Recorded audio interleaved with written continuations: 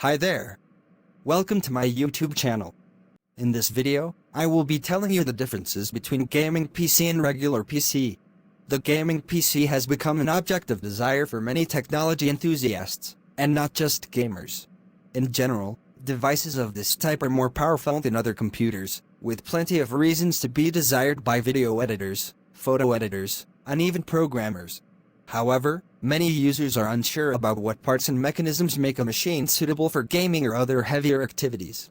To help you understand what can define a PC as gaming, we present more information about this type of computer. A gaming PC necessarily needs to offer more graphics performance, which makes it usually necessary to adopt a dedicated graphics card. Unlike processor-integrated graphics cards, these have their processor, memory, and connections and promise more performance. Video cards are components that in desktops are installed in C ports directly on the motherboard, with some models also requiring a power cable directly from the power supply. The main manufacturers of graphics cards are AMD and Nvidia, but soon we should have a third competitor in the segment, Intel. Dedicated graphics cards have as the name suggests, dedicated processor, capable of making the system perform better in graphics software and games. In addition, this type of GPU has VRAM memory, which contributes to more performance and graphics generation. Having a graphics card with more memory will allow the graphics chip to process more textures per cycle, which tends to give games a more advanced visual quality. In a gaming PC, the processor also shares a certain prominence. After all, besides the graphics part, several other calculations and processes need to be performed during gameplay. In addition, generating more frames per second on the screen is a task that also uses a lot of the processor's power in addition to the GPU, so it is always interesting to balance the performance of the CPU and GPU in the system. In other words, having a limited processor and an advanced graphics card can cause the system to not exploit the full power of the GPU, which will result in a lower frame rate and limited performance. AMD and Intel have several options for gaming processors, and it is worth considering models starting with AMD's Ryzen 5 and Intel's Core i5. Processors with more cores and threads tend to offer more gaming performance. Likewise, models that offer higher clocks can favor performance in tasks that require more system power. In addition, some CPUs allow overclocking, which is the increase of operating frequencies to ensure more performance.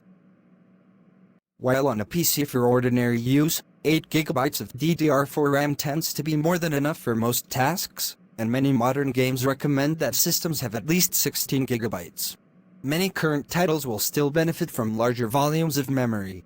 Even though the graphics card has its dedicated video memory, several processes run during gameplay that will make demands on system memory as well.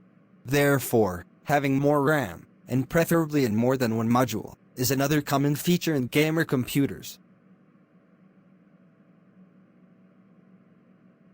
The refresh rate refers to how fast the PC monitor will react to processed data. So, the higher the refresh rate, the more fluid the experience will be when playing games or watching movies and series. For competitive gaming, it is worth considering monitors with around 144 Hz, which can be more expensive.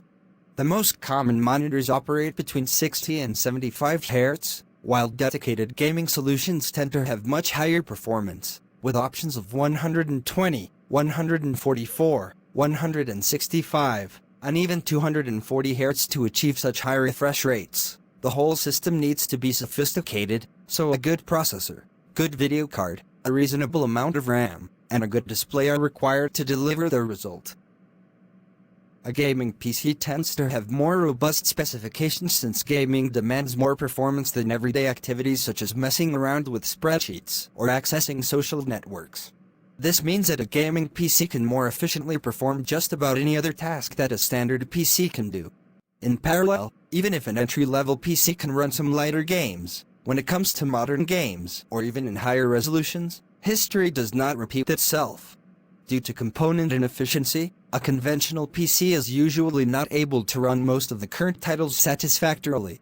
In short, a gaming PC can be a solution not only for those who will play games, but also for those who will perform jobs that demand more from the machine. On the other hand, a conventional PC can even run some games, but it will not offer the same experience as a computer designed for gaming. Here ends our video on the differences between gaming PC and regular PC. We hope you find it very useful. If you have any suggestion, kindly share with us in the comments section. Also, do not forget to like, share and subscribe to our channel. Please click on the notification bell in front of the subscribe button to turn on notification for this channel, so as to notify you when I post new video. Thank you for watching.